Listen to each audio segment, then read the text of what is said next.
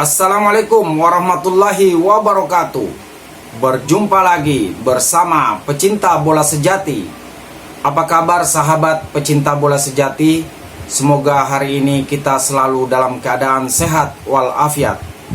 Hari ini saya akan memberikan video pelatih Australia waspada. Erick Thohir suka membuat kejutan di detik-detik akhir. Untuk mengikuti informasinya lebih lanjut, mari kita simak videonya bersama-sama. Maret 2025 nanti benar-benar akan menjadi bulan yang sangat penting untuk timnas Indonesia. Sebab boleh dibilang hasil 2 pertandingan di bulan tersebut benar-benar akan menjadi kunci gimana nasib Indonesia di round 3 ini. Yap, jika Indonesia setidaknya mampu meraih 4 poin, maka peluang untuk seenggaknya maju ke round 4 jadi lebih terbuka. Itu kalau 4 poin. Tapi jika berhasil 6 poin, maka 80-90% laga versus China di GBK akan jadi penentu apakah Indonesia akan lolos ke Piala Dunia atau enggak. Jelas untuk mencapai mimpi tersebut perlu dilakukan persiapan yang matang dan diketahui oleh Rumeni akan disumpah 8 Februari mendatang bersama dengan Dion Mark serta tim Gapens. Hal yang pastinya cukup melegakan mengingat Ole memang selama ini jadi salah satu pemain yang cukup dinantikan kehadirannya. Nah, dalam interviewnya sebagaimana dikutip dari Oxford Mail, Ole benar-benar membuat statement yang cukup menyita perhatian media setempat. Di satu sisi melihat kabar yang ada sedikit banyak pelatih anyar Australia Tony Popovic mulai memahami jika apa yang pernah diutarakan serta dirasakan Roberto Mancini ada benarnya, yang mana itu berkaitan dengan sosok Erick Thohir yang sering membuat kejutan di detik-detik akhir.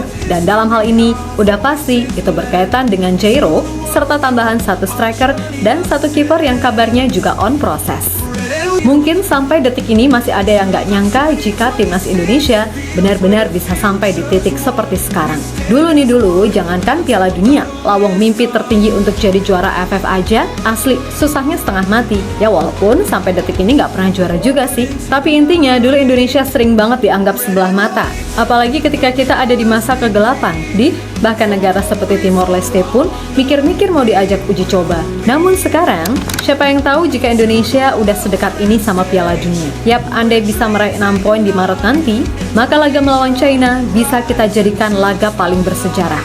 Sebab jika menang, 80-90% Indonesia akan lolos langsung menemani Jepang ke Piala Dunia 2026. Tapi sebenarnya melihat peta kekuatan di grup C setelah 6 pertandingan dilewati, nyatanya yang benar-benar bisa dianggap sebagai tim sangar ya cuma Jepang. Sedangkan sisanya bisa dianggap selevel. Dan itu terbukti dari perolehan poin yang ada. Maka dari itu, Pak Erick yang punya pengalaman mentereng di dunia sepak bola memahami jika peluang Indonesia untuk lolos cukup besar. Oleh karenanya, segala resiko ia ambil termaksud yaitu dinamika pergantian pelatih.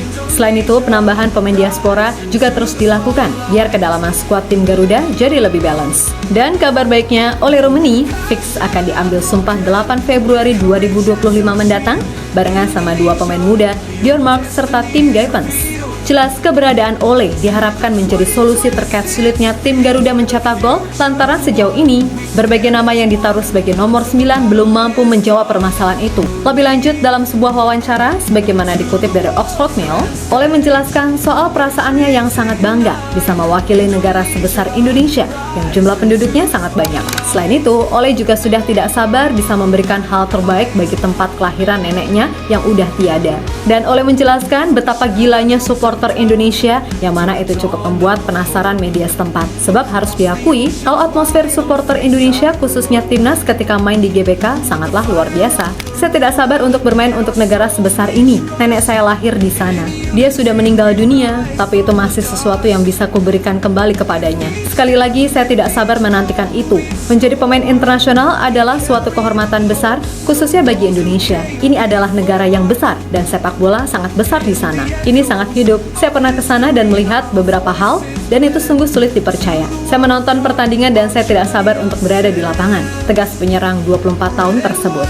Sementara itu melihat segala sikon yang ada, tentu membuat pelatih Australia yang sekarang, Tony Popovic, merasa harus lebih meningkatkan kewaspadaan. Sebab makin kesini, ia pun makin memahami jika apa yang pernah dirasakan Roberto Mancini sewaktu melatih Arab terkait Indonesia benar adanya. Terutama soal Erick Thohir yang sering membuat kejutan di detik-detik akhir. Tentu semua ingat soal masalah Martin Paes, di mana ketika itu Martin dikatakan baru bisa debut ketika matchday kedua saat bersua Australia karena katanya pendaftarannya telat. Tapi tiba-tiba pas pas H-1, pihak PSSI mengkonfirmasi jika Martin udah bisa langsung debut di matchday pertama yang ketika itu berakhir 1-1 melawan Arab Saudi di Jeddah. Hebatnya lagi, di matchday tersebut Martin mampu jadi benteng tangguh termaksud ketika menggagalkan penalti Salem Al-Dawsari plus peluang 1-1 melawan pemain Arab di akhir babak kedua. Dan merujuk pada sikon yang ada, Popovic yakin kalau proses oleh Rumini gak akan jadi yang terakhir. Sebab masih ada nama Jairo serta kabarnya 1 striker serta 1 kiper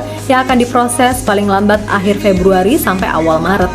Lebih lanjut perihal pergantian pelatih yang ada di kubu Indonesia, Tony Popovic mengakui bahwa dia sendiri belum memiliki bayangan bagaimana Indonesia akan bertanding melawan timnya. Ya, berdasarkan pengamatan Tony Popovic, Kluivert memang pernah menggunakan formasi dengan 4 dan 5 back, dan menurutnya pendekatan permainan yang diterapkan oleh Kluivert berbeda dengan apa yang diterapkan oleh Shin Tae-yong. Namun, Tony Popovic juga mempertimbangkan peran Pastor yang bisa memberikan nuansa baru bagi tim Garuda. Oleh karena itu, wajar jika ia sejauh ini masih belum memiliki gambaran soal cara bermain tim Garuda, mengingat laga melawan Australia sendiri akan jadi debut bagi jajaran pelatih baru Timnas Indonesia. Kita sudah melihat riwayat kepelatihannya, belum memiliki riwayat yang panjang, tetapi kita telah melihat struktur yang dimainkannya. Asisten pelatih Alex Pastor selalu memainkan 3 back di klub yang dilatihnya. Apapun itu, kami akan menganalisanya. Kami harus menghormati lawan. Kami harus siap menghadapi cara bermain apapun, bagaimana mereka ingin build up, dan bagaimana mereka ingin bertahan. Dan kami juga harus fokus pada permainan kami agar lebih baik. Kami harus memperkuat beberapa prinsip dan fondasi yang kami coba terapkan pada bulan Oktober dan November kemarin karena ada jeda selama 4 bulan.